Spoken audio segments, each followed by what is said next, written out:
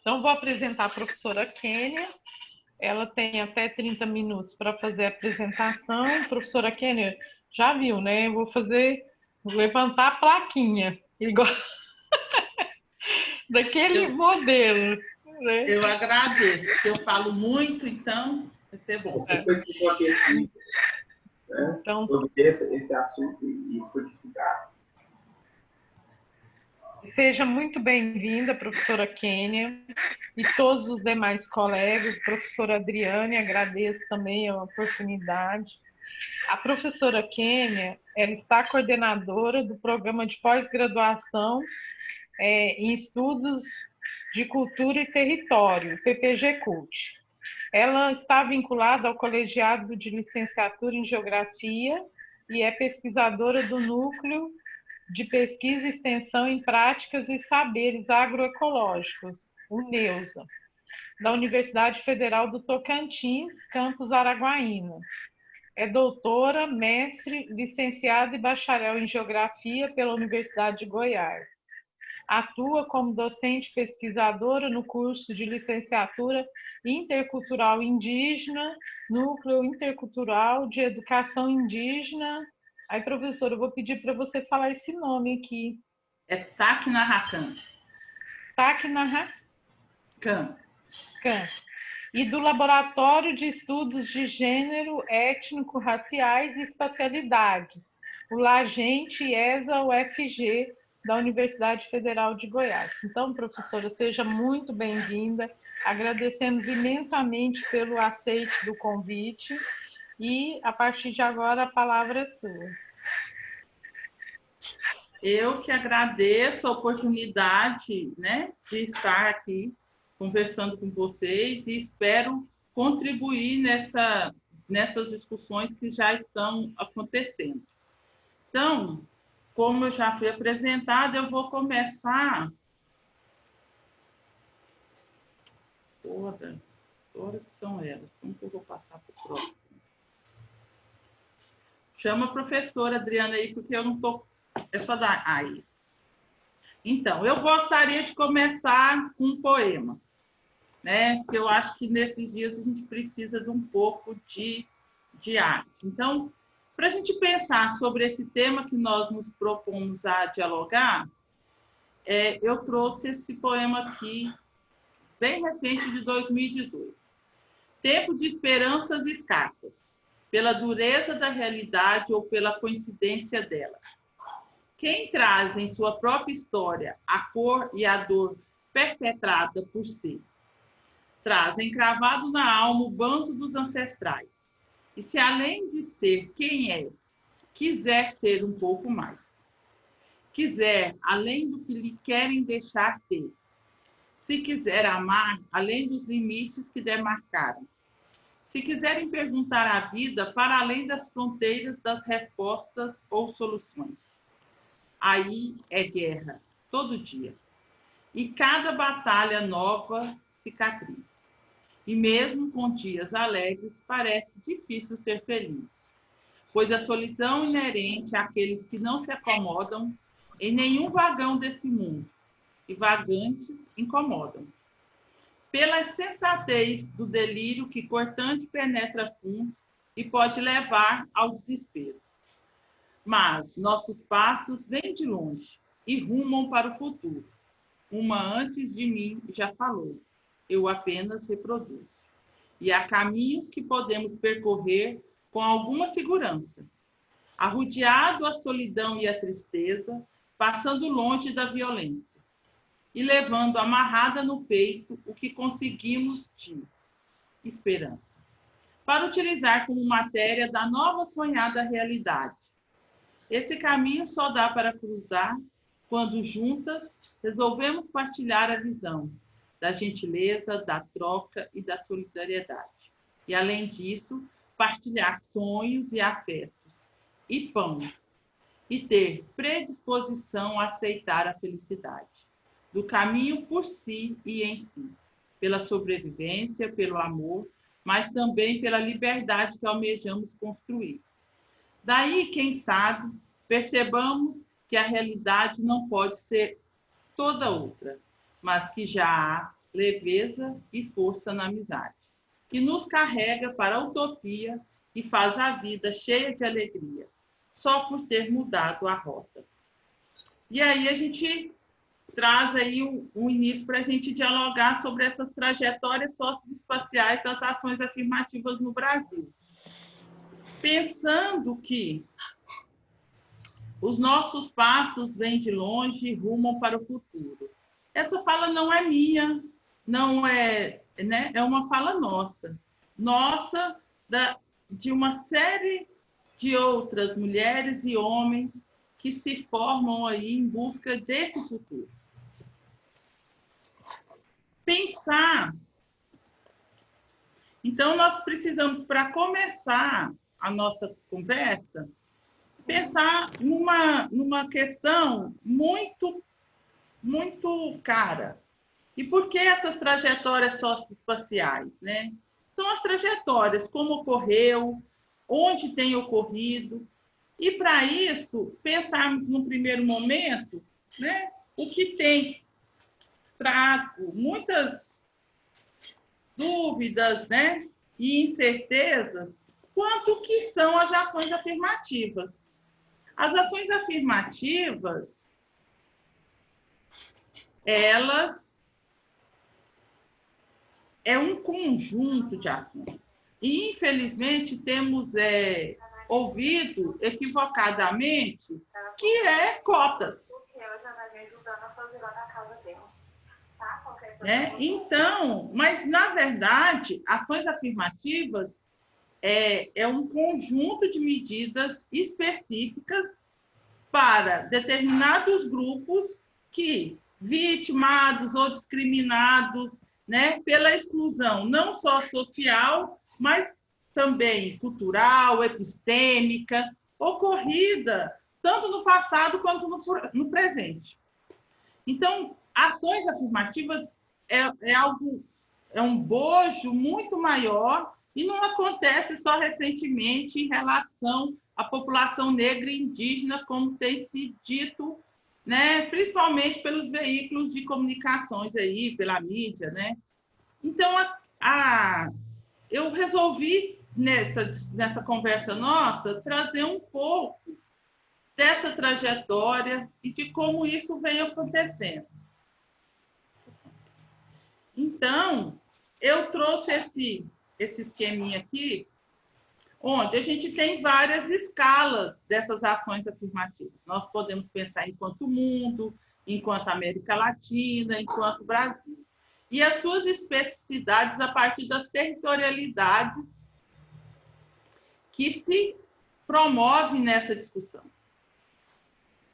Eu coloquei aqui, né, que nós teríamos, né, um contexto eurocêntrico, mas quando se pensa em ações afirmativas, se remete basicamente nesses dois grupos de africanos, né, que foram escravizados, ou indígenas que foram, né, usurpados dos seus territórios por conta da colonização.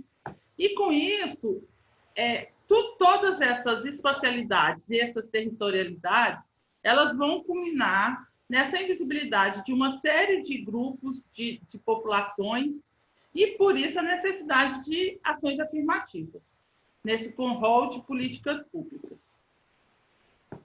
Diante disso, dessa questão, nós precisamos pensar aí, como eu pensei que nós teríamos um público mais de professores, né? Eu trouxe aqui para a gente pensar como seria esse percurso da legislação, né, das questões étnico-raciais brasileiras, com foco na Lei 10.639, que foi um dos pontos que culminou a discussão ampliada para além das cotas. Porque as suas implicações na escola e no ensino mudou, ou se pretendia mudar esse cenário. Porque a lei, né? A lei alterava a LDB, então ela permitia que uma obrigatoriedade do ensino da história e da cultura africana e afro-brasileira nos currículos. E, posteriormente, em 2008, foi ampliada com a Lei 11.645 para a temática indígena. Mas nós temos 17 anos dessa trajetória, da implementação, da promulgação dessa lei, mas nós percebemos muitas dificuldades para a implementação efetiva. Não estou dizendo que não ocorreu. Em escalas tanto nacionais, regionais e locais, temos ações pontuais, mas ela não alcançou a sua real dimensão para a discussão da sociedade brasileira. Dessa forma,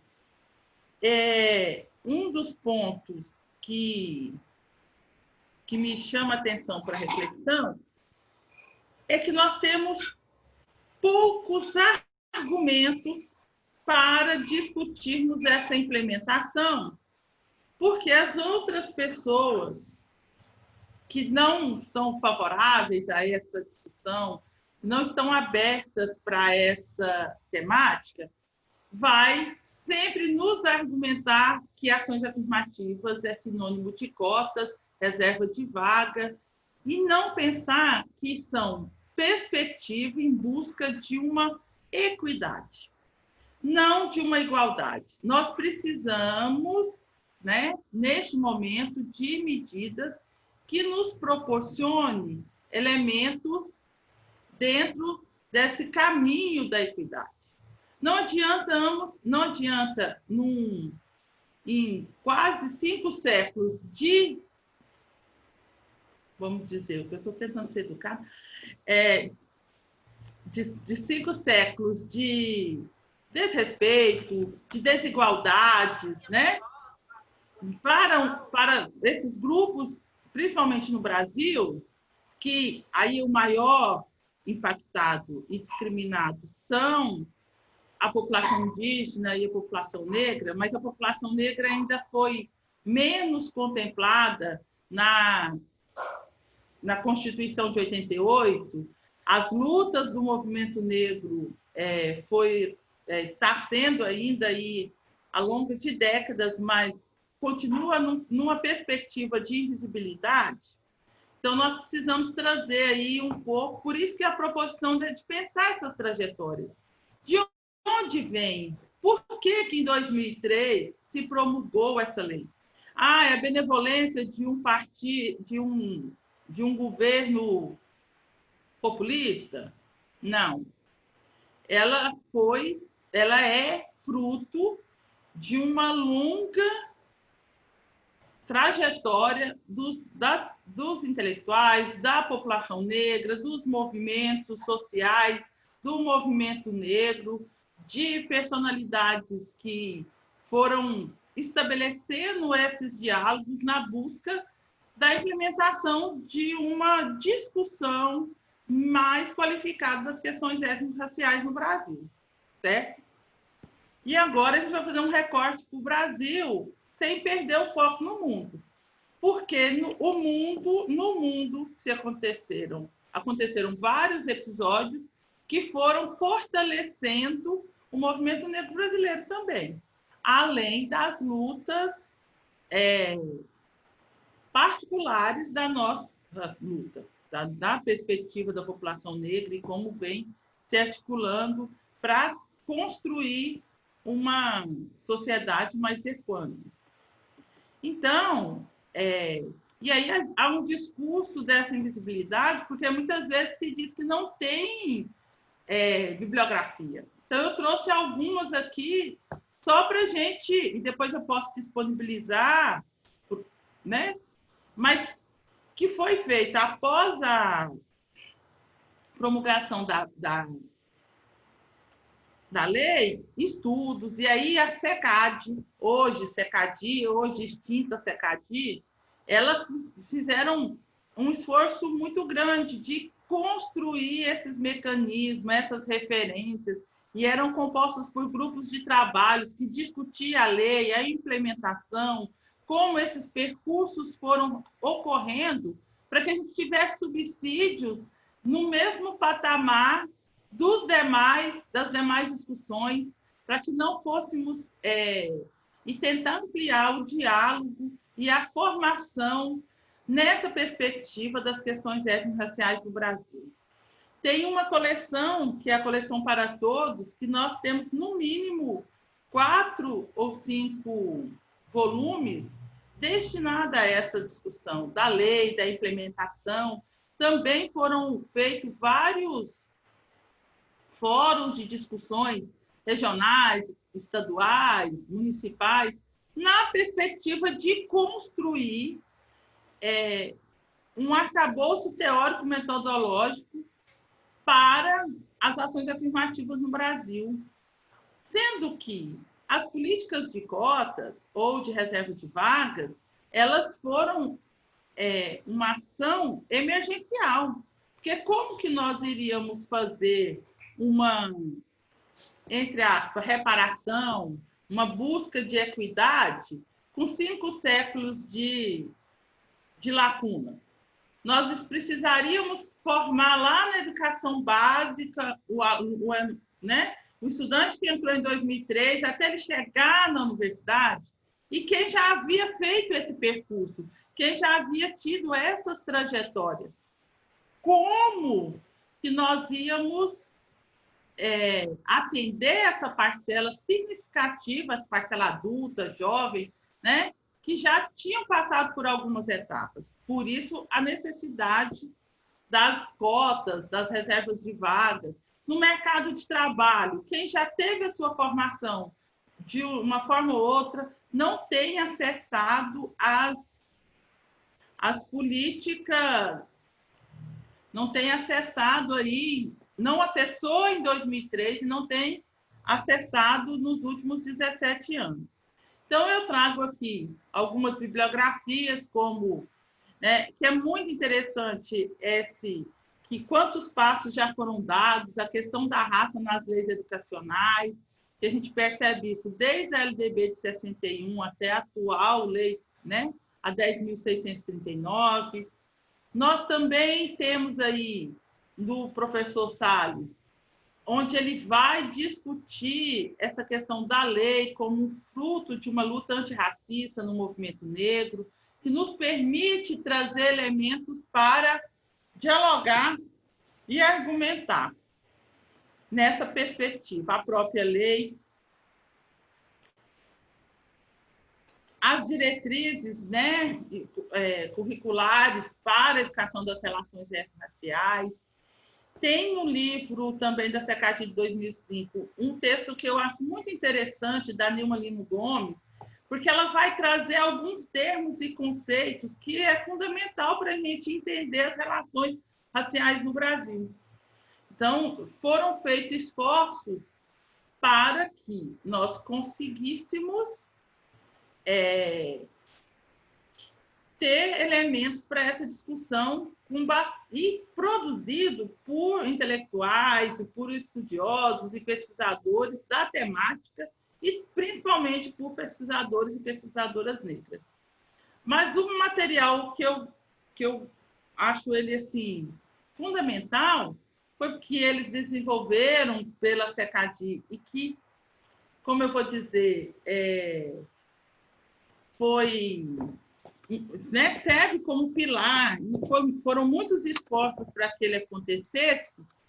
Não sei se todos conseguem ver, é esse aqui, eu gosto demais, que é as orientações e ações para a educação das relações étnico-raciais, e separado por modalidade de ensino, licenciatura, educação básica, né? Todos. E aí o que eu achei muito interessante nesse material é que tem uma parte que são de sugestões, porque aí eles pensaram não só teoricamente como abordar a temática, mas também nos dão alguns caminhos iniciais para estimular as nossas criatividades e as nossas buscas para trabalhar com essas temáticas e por segmento, né?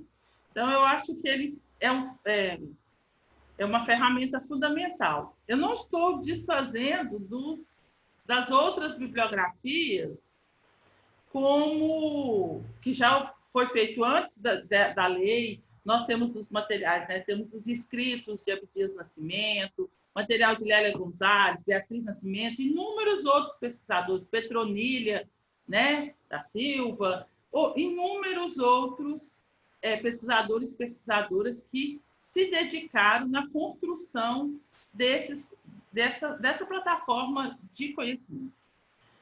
Mas nós ainda estamos há 17 anos e muitas vezes caímos nessas questões iniciais.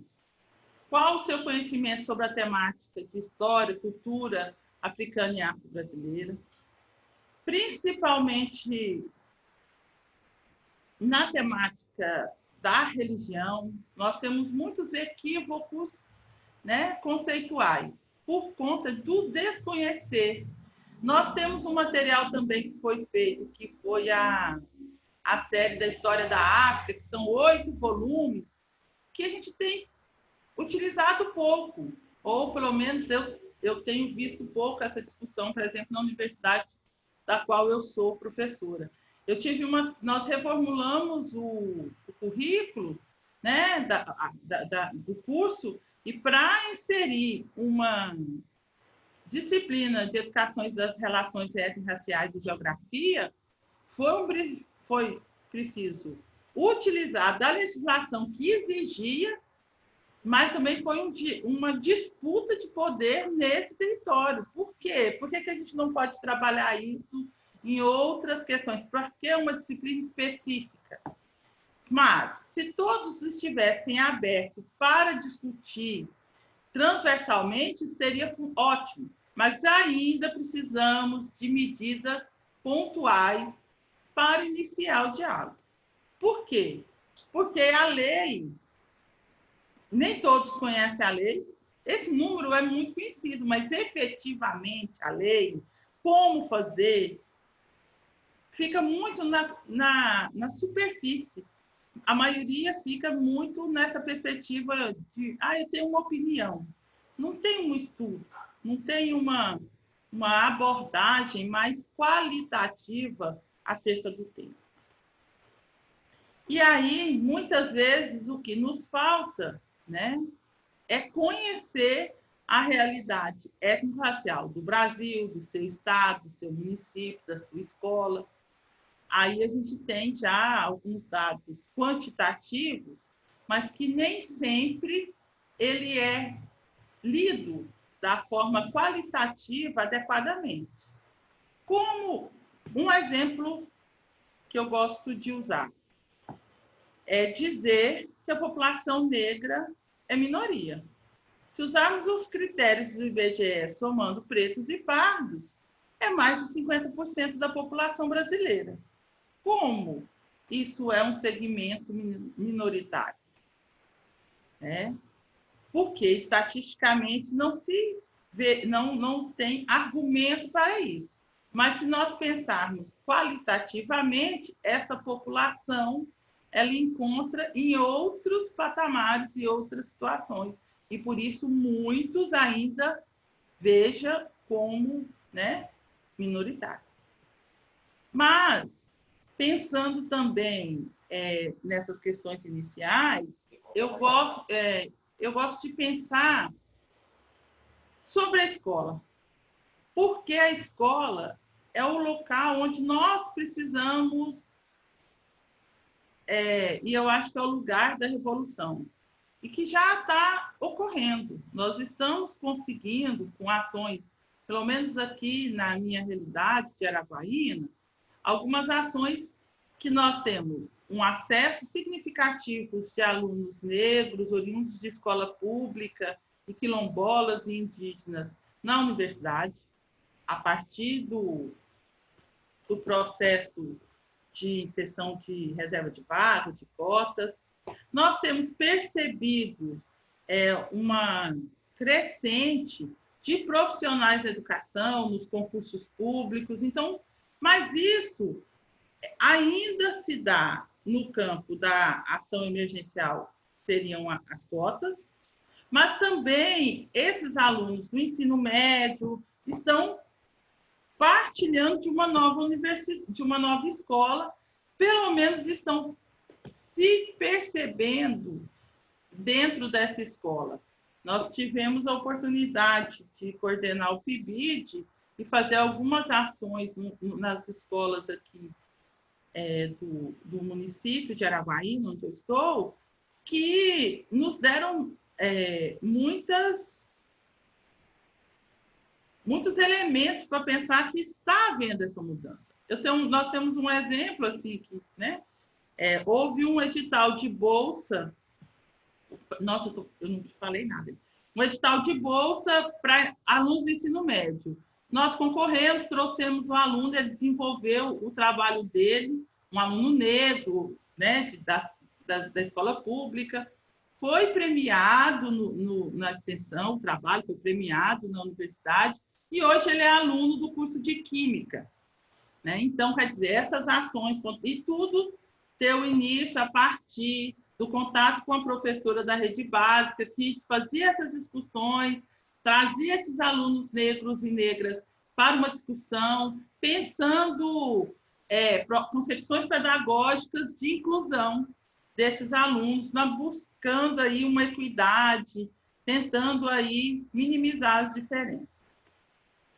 Então, para a gente começar a pensar um pouco, vamos pensar nesse contexto histórico, né?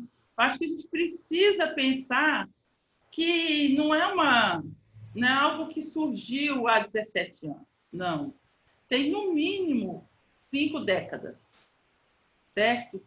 5, 6 décadas, no mundo e no Brasil, para que esses movimentos tenham se organizado e, assim, pensado propostas, né, pedagógicas, mas, para isso, para além dessa organização do movimento negro brasileiro na década de 70, tivemos alguns expoentes que nos permitiram, né? Nós precisamos de referências. Porque, e o que falta, nós temos muitas referências, né, eurocêntricas, vamos dizer assim. Nós sabemos quem foi Napoleão Bonaparte, quando a gente pega a história. Mas quem foram, né? E aí, nesse contexto histórico, a invisibilidade e da nossa ancestralidade, das nossas referências, foram sendo invisibilizadas por conta de uma disputa de poder. Ninguém conta por que a África foi escolhida, né, para ser nesse palco da escravidão no mundo. Não era só porque eram comunidades tribais, porque ali tinha saberes e conhecimentos que interessavam e muito essa sociedade capitalista que estava se iniciando. Além da mão de obra, como já foi dito e a gente lê aí inúmeros livros e narrativas, era uma mão de obra qualificada. Eles dominavam a agricultura, dominavam a mineração, dominavam a arquitetura, né? Dominavam os conhecimentos, né, naturais. Então, não foram... dominavam na área da saúde. A cesariana foi concebida, feita no território africano primeiro do que, né, nas outras terras. Então, eles tinham um acervo de conhecimento que interessava ao mundo. Então, por isso, eles foram dominados. Sem dizer dos recursos naturais que até hoje são explorados em territórios africanos, né? Então, com tudo isso, com essa luta e com as grandes perdas aí, né, com o processo escravista, a população negra, após a abolição, vai vivendo essa realidade e se organiza basicamente na década de 1970 do século passado. Para que a gente pudesse ter uma independência, para que a gente pudesse pensar como, né, valorizar todas essas relações culturais num contexto social desigual. Então, pensar o currículo é fundamental para que essa proposta de equidade ocorra. tanto no campo, né, quanto na cidade. E aí a gente também foi muito alicerçado aí nas concepções freirianas de sua pedagogia, pensar esse oprimido, e aí ele pensa o oprimido não só, né, mas que foi uma concepção teórica crítica que auxiliou e influenciou bastante o movimento negro, indígena, né, e também os estudos culturais e, posteriormente, as teorias educacionais atuais.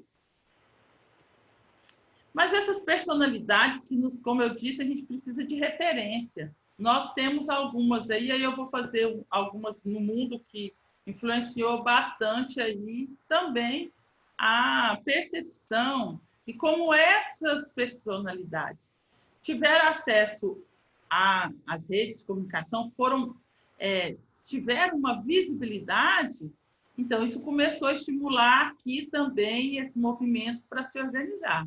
Se uma costureira norte-americana se recusa a ceder o branco, num país onde, né, o apartheid era fortíssimo, onde as leis segregacionistas eram extremamente fortes, então, por que não? E por que ela, né, então, se esteve nesse lugar? Então, Rosa Parks é uma mulher, né, que estimula muitas outras aí nessa construção. Nós temos aí os nomes mais conhecidos, né? O pastor Martin Luther King, que lutava, né? Que foi morto por conta das suas ideias e da sua forma de pensar, que achava que essa equidade, que essa desigualdade poderia ser fomentada de forma pacífica, né? Mas foi morto com a violência, né, do racismo e que impera até hoje. Nós temos Martin Luther King aí, que ele se traz em busca das suas ancestralidades, se torna um líder muçulmano, mas que é um forte propulsor dessa discussão dos direitos civis, que a partir dos Estados Unidos passaram não só, mas também só que ele também não acredita, diferente do Martin Luther King, ele achava que, infelizmente, sem luta, de forma pacífica, isso não ia ocorrer. Também foi morto por conta dos seus ideais.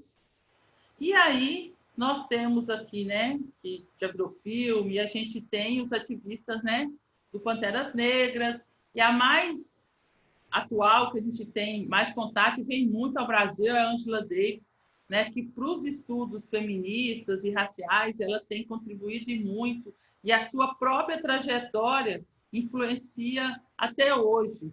E aí, esses grupos, então isso, né, no final da década de 60, estimula mesmo e fomenta as organizações no Brasil do movimento negro.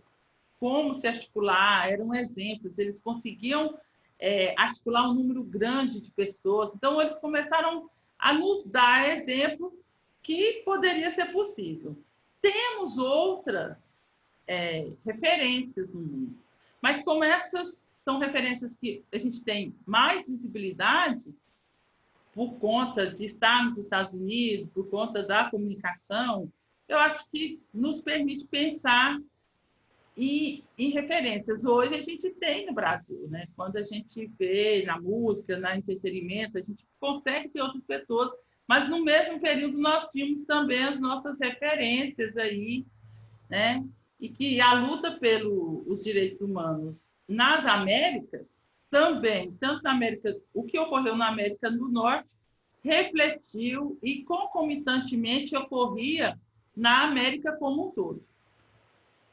E também na África, temos os exemplos, como Stephen Biko, né, que era um ativista contra a apartheid na África. Então, nós não estamos desatrelados destes outros povos, dessas outras comunidades negras espalhadas no mundo, que são ancestralmente ligadas à África. Nossas conversas, as nossas relações, elas não estão desvinculadas dessa ancestralidade, desse sangue que construiu o mundo na segunda, né? Né?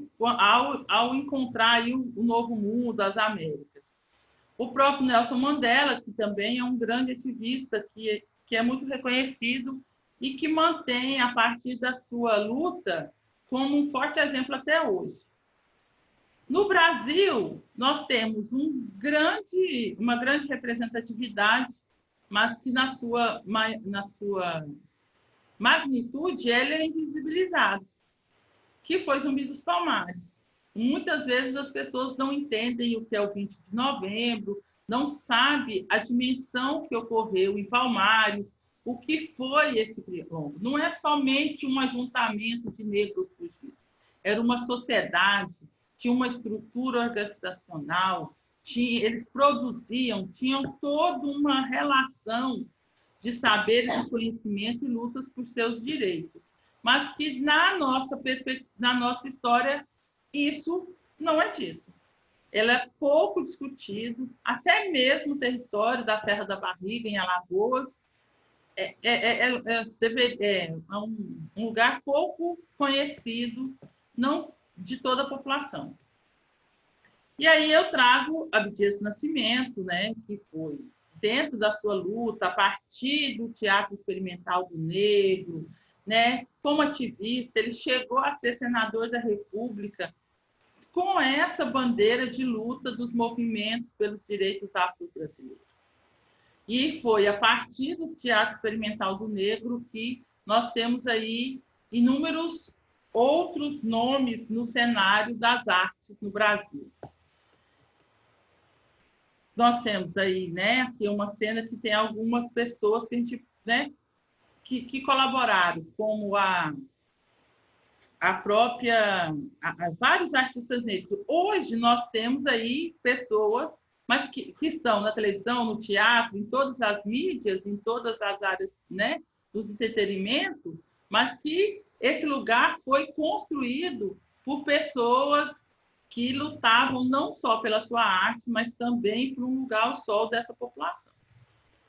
Nós temos também, de forma não acadêmica, não política, mas não menos importante, que são os promotores aí da cultura, que é a própria os mestres de capoeira. A gente tem os dois grandes nomes, que é o mestre Pastinha e o mestre Bimba, e a partir deles nós desdobramos aí outros inúmeros mestres que, com a resistência, vem mantendo essa relação dos saberes e das práticas culturais e corporais da população.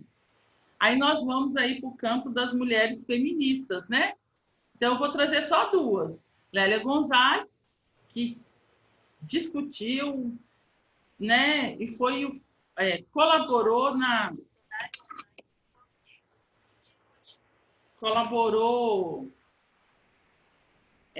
muito na formação do movimento negro unificado, né? Sofreu aí, foi professora universitária, fez mestrado, fez doutorado, então, quer dizer assim, num período que não tinha espaço para esses interlocutores, não tinha cotas, né, chegaram em determinados patamares, em determinados lugares, com muita dedicação e tendo que vencer inúmeras barreiras. Da mesma forma, Beatriz Nascimento, que hoje leva o nome da Biblioteca Nacional no Rio, né, que discutiu, que fez um trabalho junto com a Raquel Geber sobre, né, os quilombos. O conceito atual de quilombo passa muito pela temática discutida por ela, essa percepção de transmigração e transatlanticidade, tudo isso ligando essa ancestralidade, né, dessas duas grandes espacialidades continentais, que são as Américas, e principalmente a América Latina, com a África, né? Não sei se vocês perceberam aqui atrás,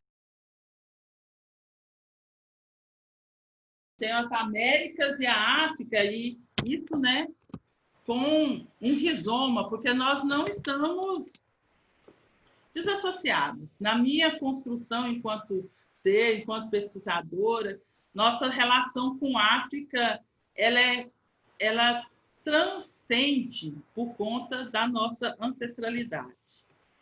Dessa forma, o movimento negro no Brasil, ele vem lutando por uma identidade, para essa visibilidade, onde a busca pela tradição, pelo seu eu próprio, desempenhando a história do Brasil, a população negra basicamente construiu, né, toda com sua força de trabalho, e vem construindo o Brasil, mas nós ainda perpetuamos dessas afirmações de negatividade que envolve a população negra e indígena.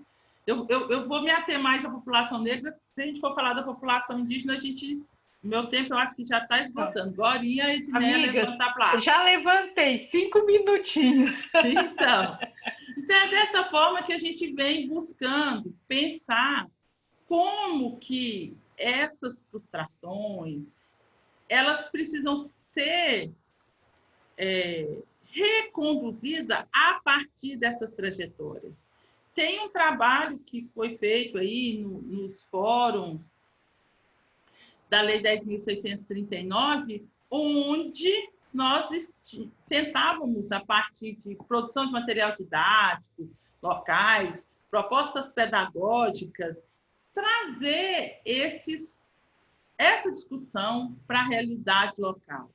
Nós temos os nossos quilombos atuais hoje, que está numa luta, né, nos últimos 2 anos, muito difícil para se manter.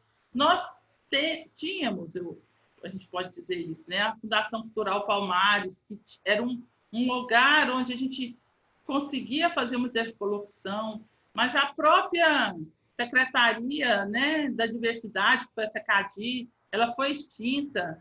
Por quê? Porque ela produzia outras reflexões fora desse modelo hegemônico.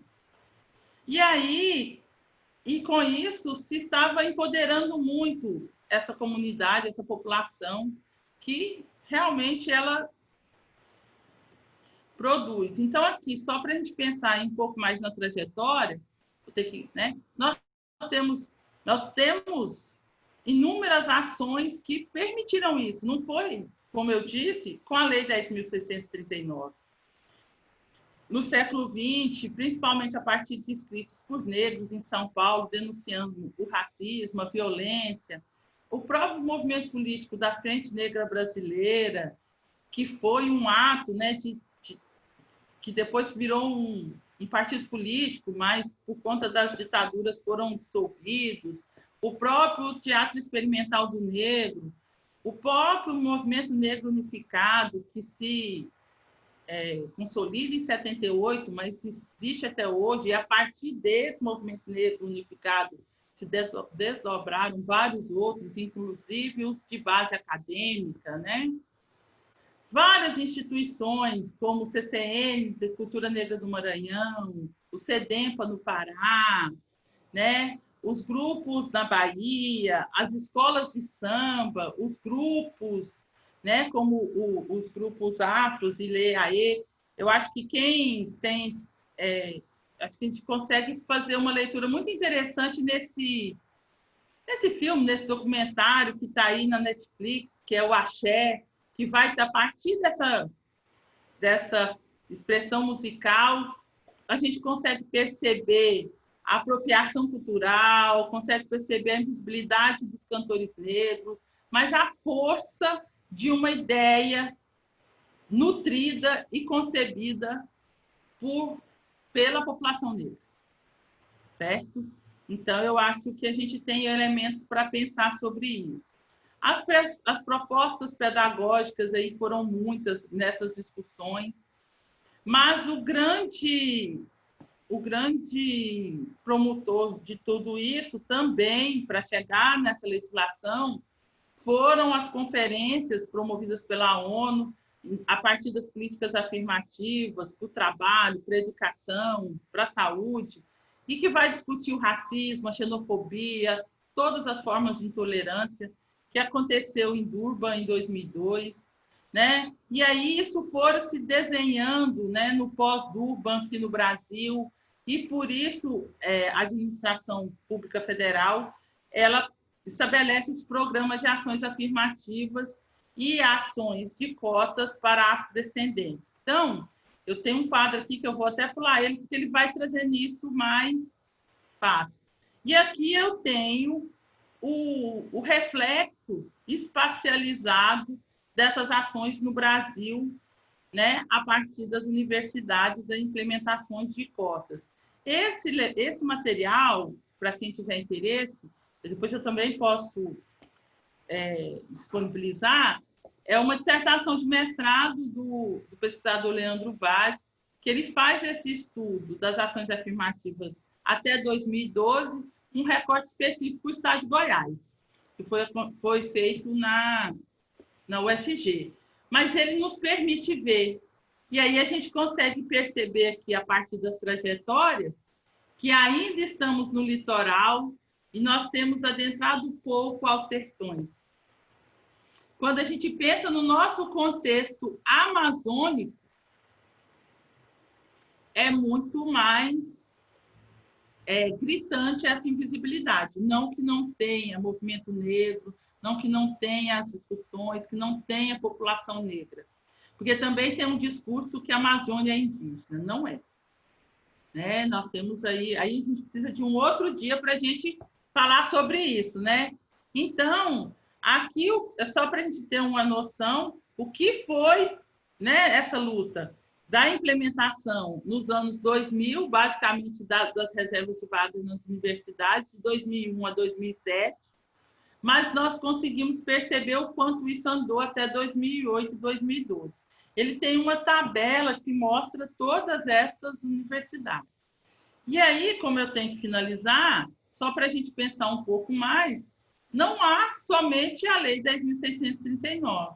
Essas discussões foram se desdobrando com a 11.645 de 2008, depois a Portaria Normativa 18 de outubro de 2002, e, enfim, o decreto, né, que todo mundo chama de o decreto das cotas, a Lei de Cotas de 2012, mas nós temos o Estatuto da Igualdade Racial, que tem sido desrespeitado fortemente nos últimos anos, certo?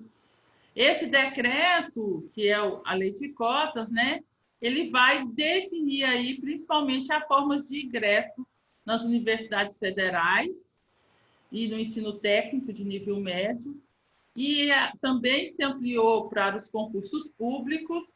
E hoje, né, a gente sabe que no momento está tendo uma discussão para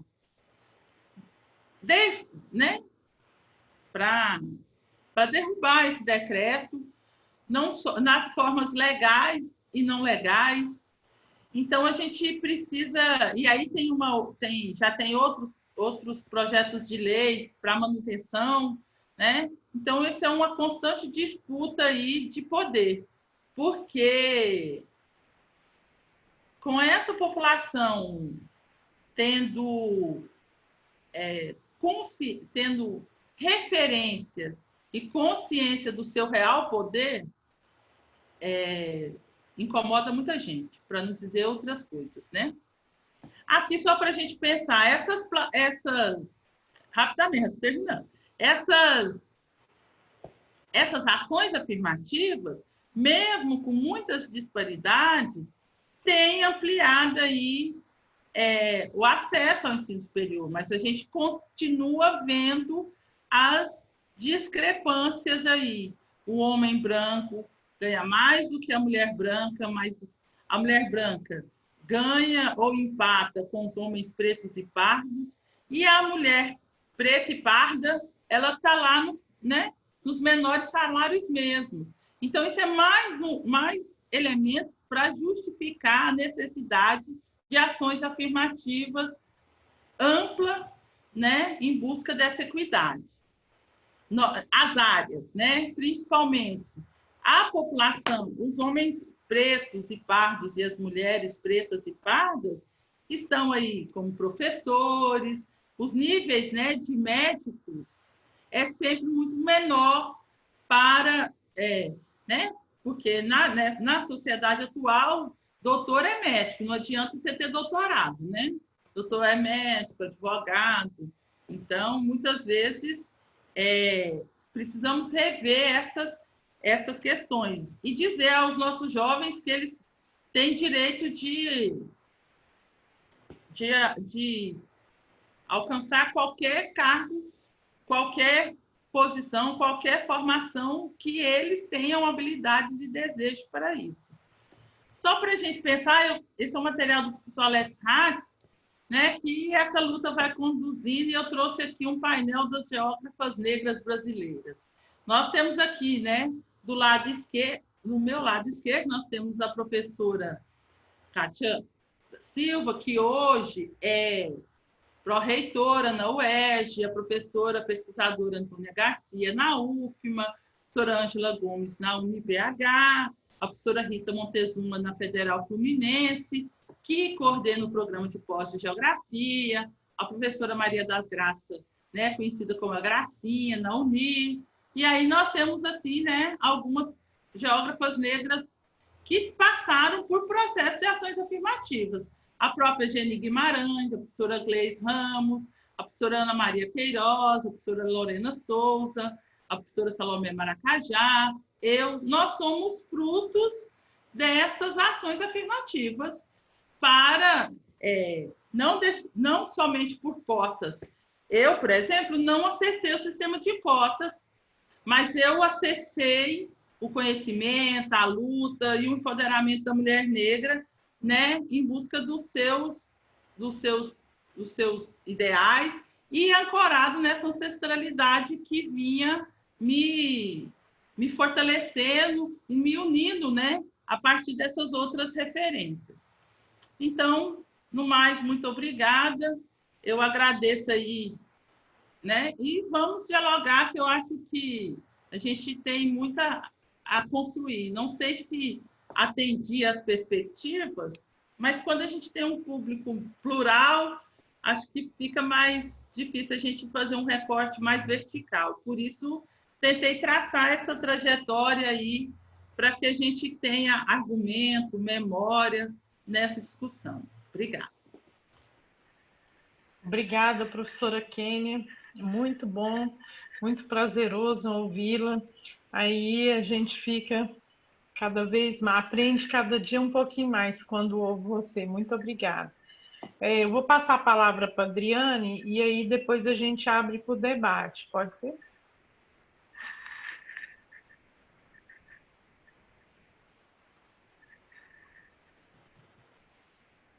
Adriane? Seu microfone. Estou aqui apanhando até que eu saia. Muito bom, professora Kênia, trazer para nós essas informações assim, né, socioespaciais, interessante. E como já tem material produzido também, né, para a gente ter acesso e ter dados para poder falar melhor, né, dessas questões. Então, te agradeço, professora Kênia, trazer para nós. E também esse panorama das geógrafas negras, gostei demais. A gente ter, né, uma visão das conquistas, né? São muitas conquistas já. E vou passar, então, Dineia, vamos abrir um pouquinho, ainda temos uns 24 minutos. Isso, 24 minutos aí, porque nesse dia, Kênia, nós temos 2 grupos, esse e às 19h40 a gente começa um segundo grupo que discute a questão da inclusão no ensino da geografia. Então, a gente coordena esses 2 grupos no mesmo dia, né? Então, assim, nós temos aí 24 minutos, aí eu queria perguntar para você, Kênia, você gostaria que a gente fizesse um bloco de 3 questões e você responde, ou você gostaria de responder uma por uma? Eu acho que a gente pode fazer o bloco, porque muitas vezes uma pergunta tem uma conexão com a outra e a gente consegue conversar com mais pessoas, né? É, melhor. Então, eu vou pedir para quem quiser conversar um pouquinho com a Kênia, fazer alguma indagação, se inscreve lá no chat, que aí a gente vai seguindo aqui o chat aqui, fica melhor, tá bom? Então, quem começa aí? Só falar que colocaram aqui no chat o link, né, do YouTube do Filme Ori, que também é um material excelente. E esse é o material feito pela Beatriz Nascimento, né? E temos muitos outros. Tem um material feito pela Fundação Roberto Marinho, mas que é bom, que é a Cor da Cultura. Tem alguns materiais que nos ajudam aí a pensar em propostas pedagógicas. O Kleber se inscreveu por enquanto. Beatriz, você também quer falar? Ou você só citou o link?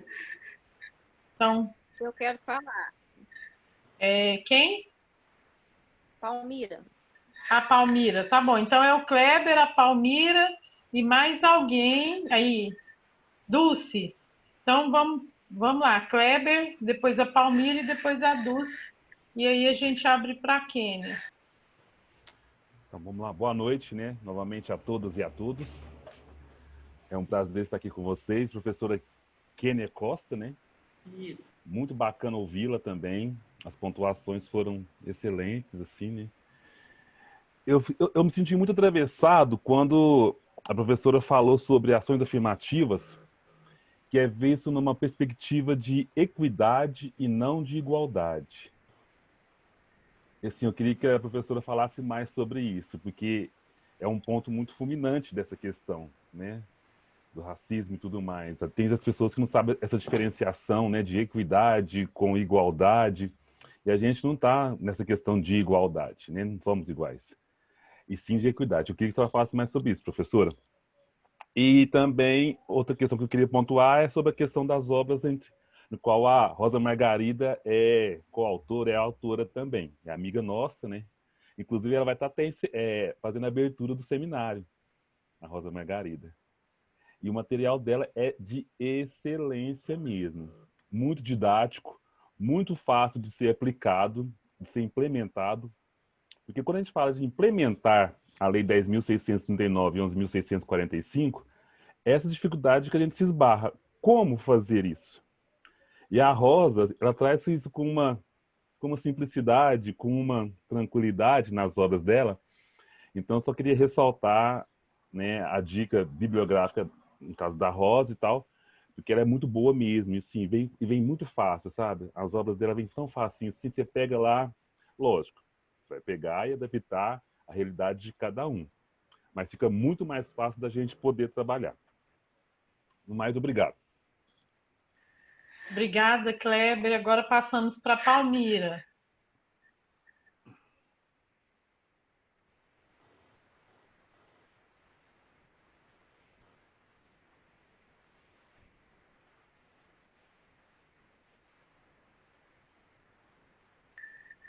Palmira?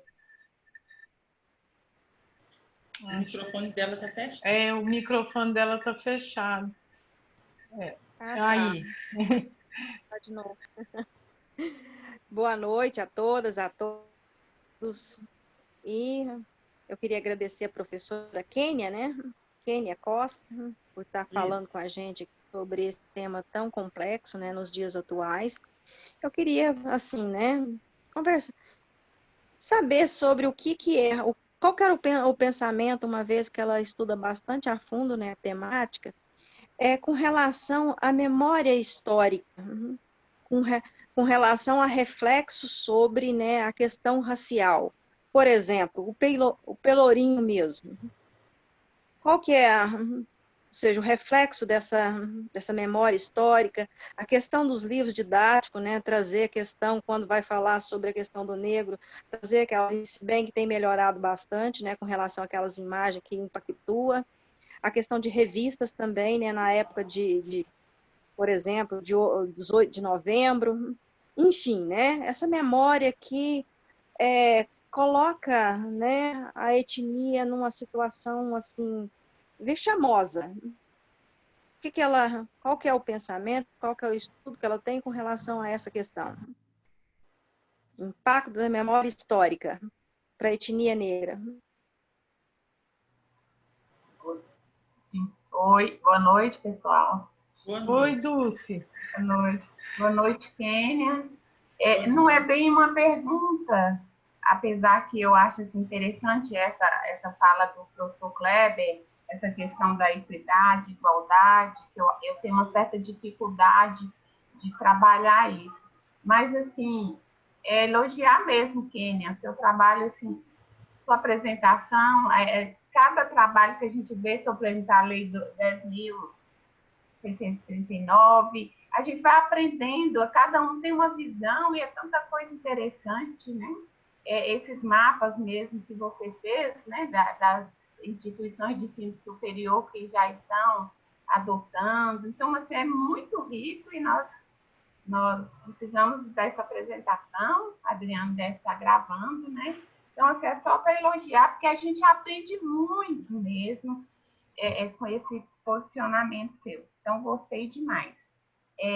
Aí teve uma citação, eu não dei conta de escrever quem era, que você estava citando na apresentação, que fala assim, né, lá no meio da citação, fala que a escola deve enfatizar a afirmação da diferença num processo em que os indivíduos e grupos sejam aceitos e valorizados pelas suas singularidades, ao invés de buscar a igualdade.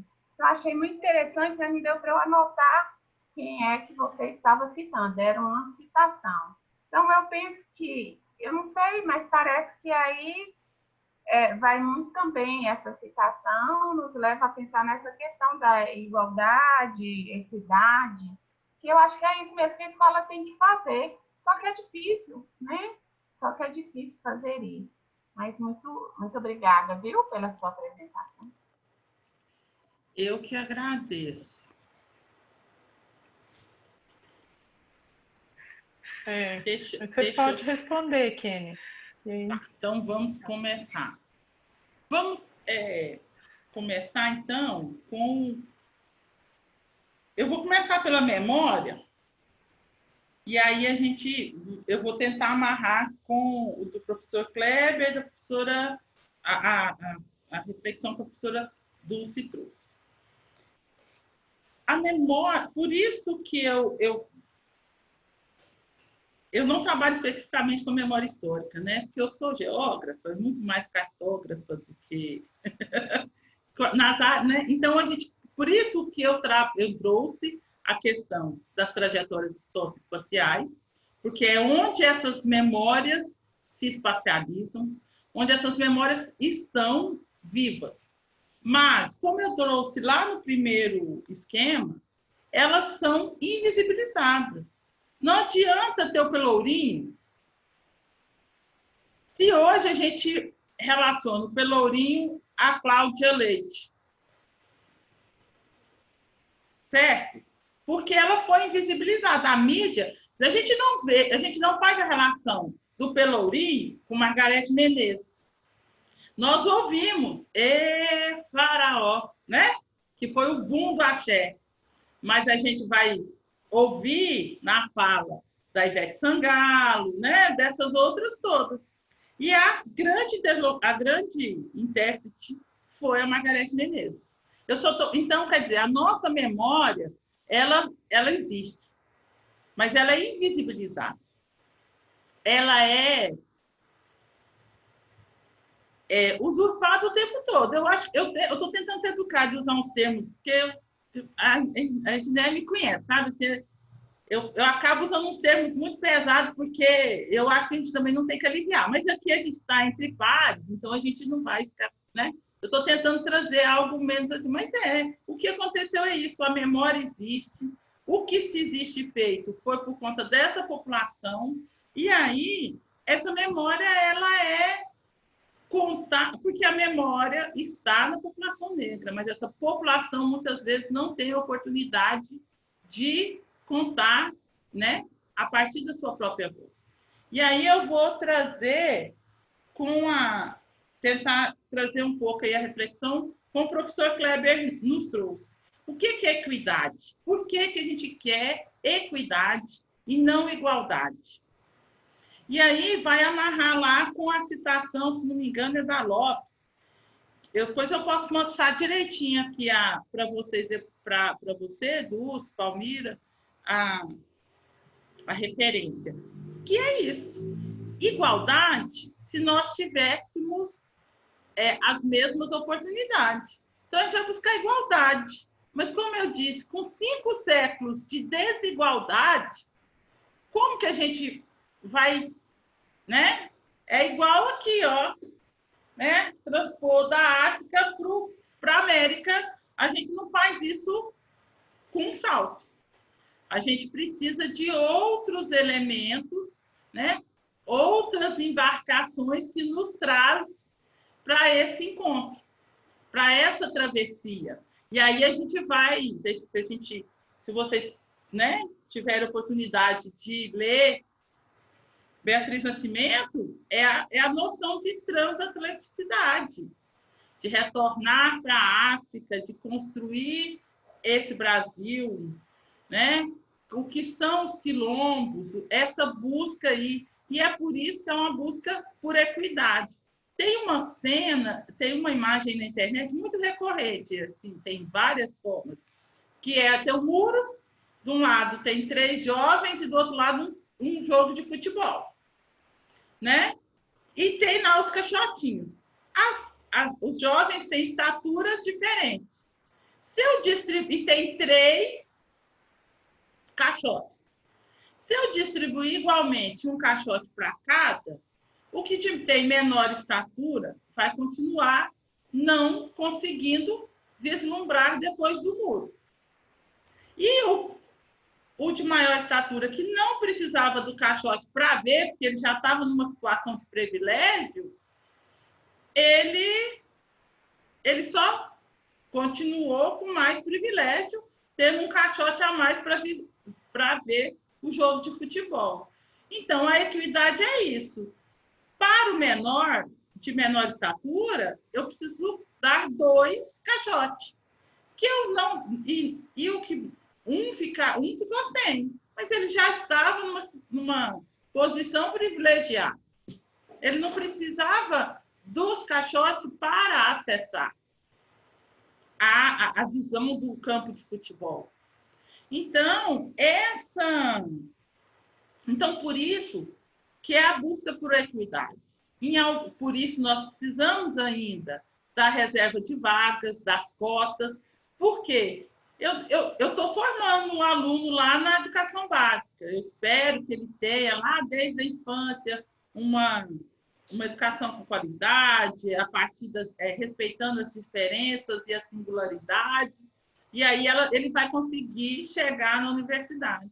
Mas quem já passou por esse percurso, e aí ele não consegue adentrar a universidade, ele não consegue adentrar o mercado de trabalho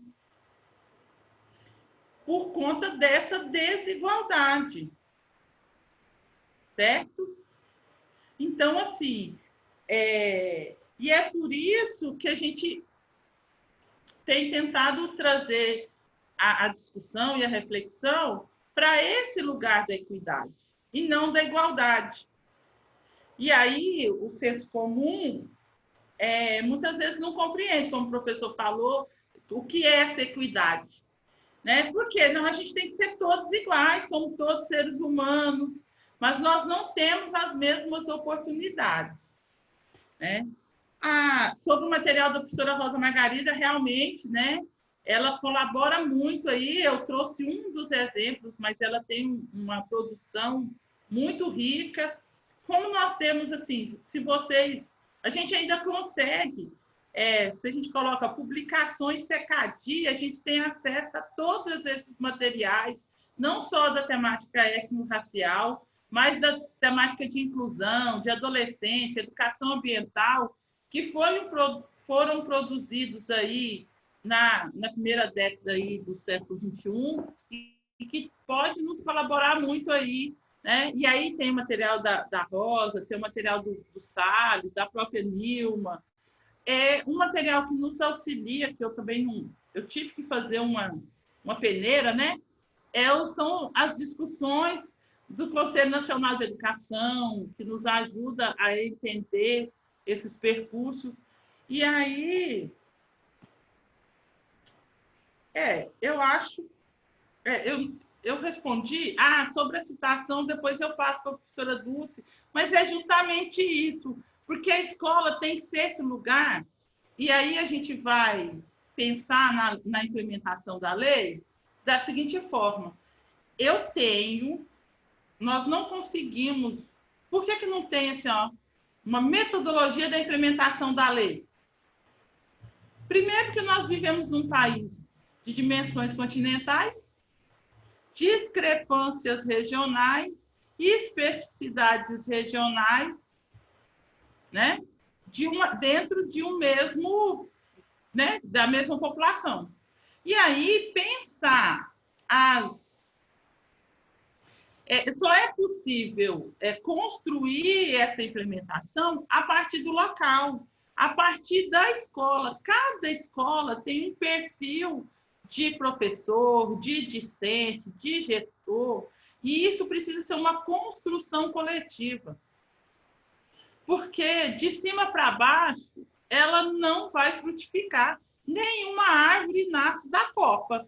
Ela nasce da semente, que germina e que vai formar uma grande árvore. E aí, né, com as suas raízes, criando aí nutrindo esses saberes.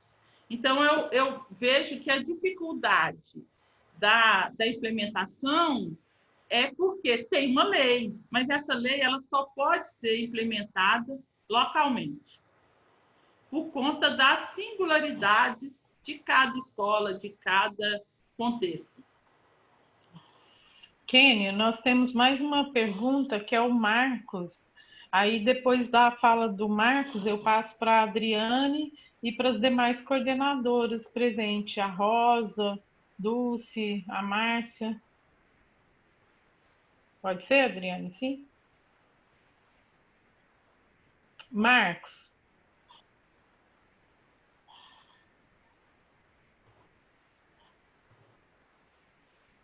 Seu áudio está desligado, Marcos.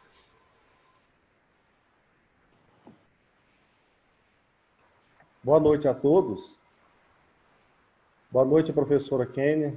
A minha pergunta para ela é a seguinte: quais são os motivos que levam ao baixo índice da participação de negros nas escolas e nas universidades, se, né, o lema da escola é escola para todos, aí nós temos a escola pública e também tem as cotas aí para os negros. O que a senhora atribui a esse baixo índice da participação deles na educação? Nas escolas, nas universidades?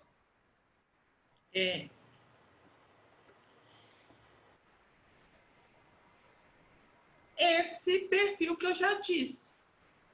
Nós não vamos... eles estão aumentando significativamente com essas políticas. Mas nós temos um número...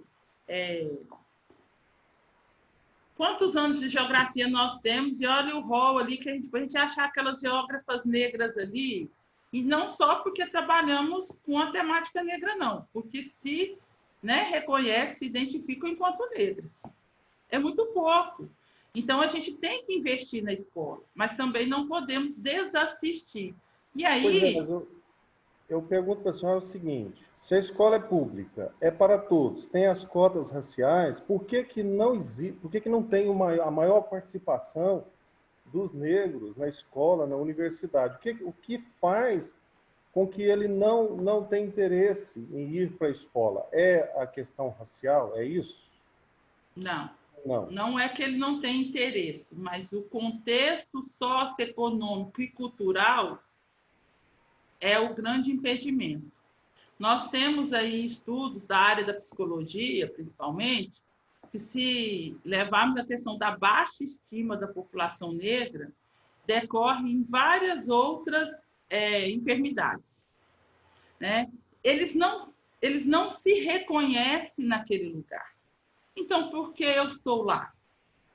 Né? Aí a gente fala assim, pois é, porque o preto gosta só de samba e pagode, mas lá ele se reconhece, lá eles produzem cultura, lá ele tem voz, ele tem vez. Então, nós temos que mudar a escola. A escola tem que ser um lugar que receba esse aluno e ele se identifica. Agora, ele não se identifica, como a professora Dulce disse, no livro didático, com aquela... A professora Palmira, desculpa. Com aquelas imagens equivocadas do livro didático. Muitas vezes, tá aí na internet uma discussão. Quantas professoras negras você teve? Ele não vê, agora que ele está vendo. Essa inserção é recente. Certo? Então tem a ver com a baixa estima dele, né, professora? Não, tem a ver Marcos, com as questões socioeconômicas e culturais. Isso. Essa pergunta sua, Marcos, ela é complexa e o nosso curso inteiro tenta respondê-la, né? Então, assim, são muitas, é uma complexidade de situações que nos leva a essa condição. E a professora Kênia, infelizmente, não vai dar mais tempo, tá? Da gente continuar as perguntas. Mas eu vou pedir para a Kênia se ela pode disponibilizar contato, né? Para o Marcos depois puder mandar mais questões, tá, Marcos? Porque são indagações que a gente começa a fazer, isso é muito bom, para você começar, né, a se questionar, porque a gente começa a se questionar. E aí vem as primeiras perguntas. Será que é isso? Será que é outra coisa? São hipóteses. E aí a gente começa a investigar para a gente poder ter uma noção, né? Então, de certa forma, a Kênia trouxe mais um elemento para nós. Olha o que são as políticas afirmativas, olha o que é o curso de geografia no Brasil. Nós somos mais de 2.000 cursos. Ela apresentou para nós quantas ali? 20 geógrafas negras. Se a gente for olhar os nossos referenciais, quantas referências, né, quantos autores negros que nós usamos na geografia, na nossa formação inteira, né, Kênia? Quantos a gente teve acesso? Então, historicamente, isso foi construído e a gente está vendo isso aqui, né, aos poucos. E eu agradeço a Kênia, porque, infelizmente, não vai dar tempo da gente continuar. Mas fica aquele gostinho de quero mais, não fica, gente? Aí, assim, Com certeza. Né, o palestrante está aqui, nós vamos ter mais oportunidades, professora Kênia. E eu disponibilizei meu e-mail aqui no chat, pode escrever, a gente pode, né? Sim. E também vou abrir aí o contato, a gente vai fazer algumas atividades aqui no programa e também na própria geografia, convidar vocês a aproveitar esse ambiente remoto e talvez nós consigamos nos unirmos mais. Sim, será ótimo. Então, agradeço os questionamentos que o Marcos traz.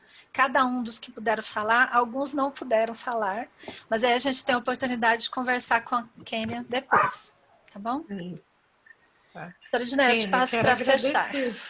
Não, eu quero agradecer a todos aqui que estavam presentes, que puderam contribuir assim, com suas indagações, né, com as suas reflexões. E, Kênia, mais uma vez, muito obrigada por estar conosco, né, contribuindo aqui com o nosso trabalho, não só nesse grupo aqui que envolve a UFOPA, a Federal de Uberlândia, a Estadual de Montes Claros e outras instituições aqui presentes também, a UIFTM, né, não sei se a Rosa está na sala hoje, né, também presente aqui conosco, nossos colegas professores da educação básica, nossos alunos da pós-graduação, nossos alunos da graduação, tá? Sempre um prazer estar com você e com todos aqui presentes. Muito obrigada, pessoal, por estar aqui. Eu que agradeço aí a oportunidade, é sempre muito bom para a gente dialogar, e se eu puder, e a gente está junto aí, você sabe que se tiver como, a gente, né, está disposta a dialogar. Uma coisa que eu gosto de fazer é conversar. Então, né, eu gosto mais presencialmente, mas não estamos podendo fazer, vamos fazer no virtual, mas a construção de conhecimento, a troca, né, eu sou muito na perspectiva freiriana. Nós aprendemos sempre, é uma via de mão dupla, né? E aí, infelizmente, assim, eu gosto muito da parte do debate, mas eu também falo muito, aí fica difícil. A gente pode... E aí, se quiserem, meu e-mail está disponível aí no chat, vocês podem, a gente pode dialogar e eu estou disposta aí a aprender muito com vocês ainda. Muito obrigada aí pela oportunidade. E excelente curso para vocês e parabéns pela iniciativa. Obrigada. Obrigada a todos.